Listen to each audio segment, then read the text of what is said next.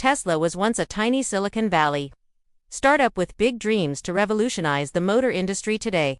It's grown into the world's biggest producer of electric vehicles and a leader in sustainable technology. CEO Elon Musk has been at the heart of Tesla's success, but he's also been a controversial figure, and some of his recent actions are now raising questions about the company's future. With me in the studio is Theo Leggett, our international business correspondent.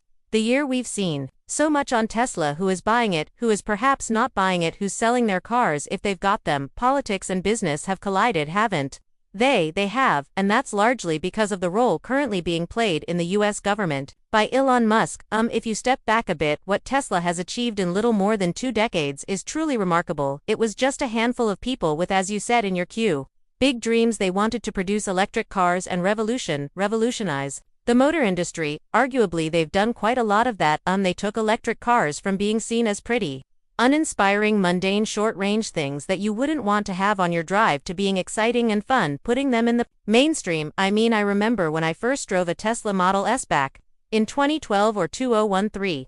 It blew me away because it was completely different from anything we'd seen before.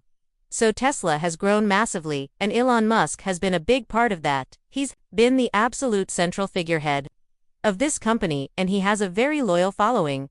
But what we've been seeing since 2022, when he took over Twitter, now known as X, and much more in recent weeks, as he's first of all been part of the Trump election campaign, and then one of President Trump's closest acolytes in charge of the government's Department of Efficiency, is that he's become a polarizing figure. He's been promulgating his views on X. He's been standing up for a government that wants to go out and dismiss lots of federal government employees. Some people like that, some people don't, but it's made him into a polarizing figure, and the question is really whether that's been affecting Tesla's business.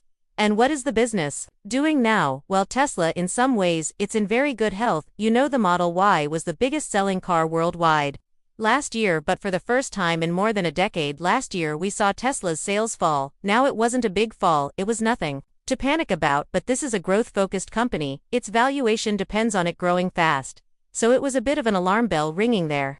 And then at the start of this year, in some markets, particularly in Europe, we saw big falls in sales. I should say the UK, that's an outlier. Sales here rose 21%. But across Europe, it was down 45% in January.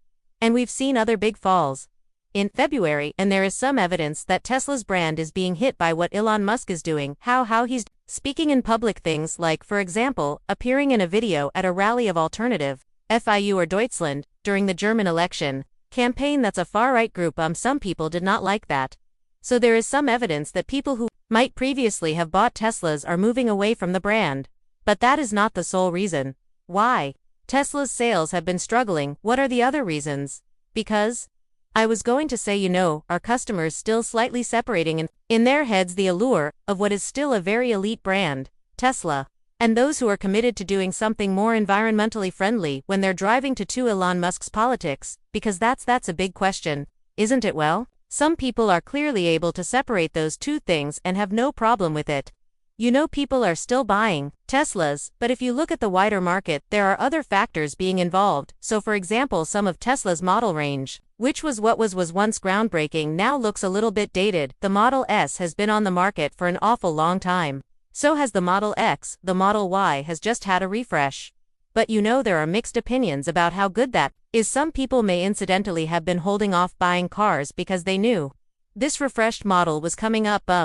But if there's an awful lot of competition on the market, now if you look at what established car makers are doing, they've been spending tens of billions of dollars on making their own exciting electric cars, and then in China you have a whole array of new brands. Think of XPeng, think of NIO, think in particular of BYD, that are moving out into the international market and potentially taking market share from Tesla. So there's a lot going on. The market is changing, and Tesla is no longer seen as the way out in front innovator that it used to be. And then when you look at the leadership of the company, irrespective of his politics, Elon Musk has a lot on his plate right now. He's leading Tesla, yes, but also XAI, the AI company, and also SpaceX.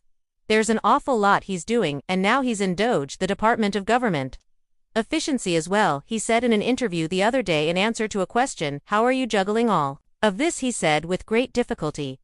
So there are some concerns that maybe He's got too much on in order to focus solely on Tesla, and that Tesla maybe could do with new leadership that was more devoted to the company itself. It's a fascinating story. Theo Leggett, thanks very much. I know you've written for the website. There's a great long read by Theo. Do have a look there on the The Extraordinary Rise of Tesla and What Elon Musk Has Accomplished. And the current political impact of his work on his possess.